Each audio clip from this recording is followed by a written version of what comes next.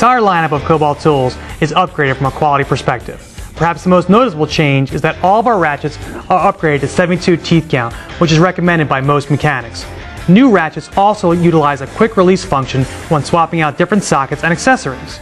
Each socket has a laser size etched on the socket and is color coded with a red or blue band to differentiate between standard and metric sockets. Open stock sockets are also packaged with a color coding system that drives side for easy identification of ratchet and socket compatibility. We didn't just stop at the sockets and ratchets, we've upgraded the cases too.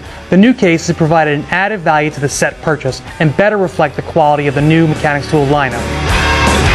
You know, today we released our new line of Kobalt Tools. We saw the differences from the old to the new, and it's incredible difference, the quality, the finish, the labeling system.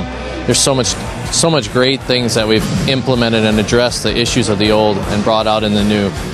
You know, I think we've got the quality where we need it. So it's Team Lowe's Racing approved for your home and for at the racetrack. This is a tool that we need. It's going to be in our toolbox at the racetrack, used on the 48 car every weekend, and it can be used in your garage at home.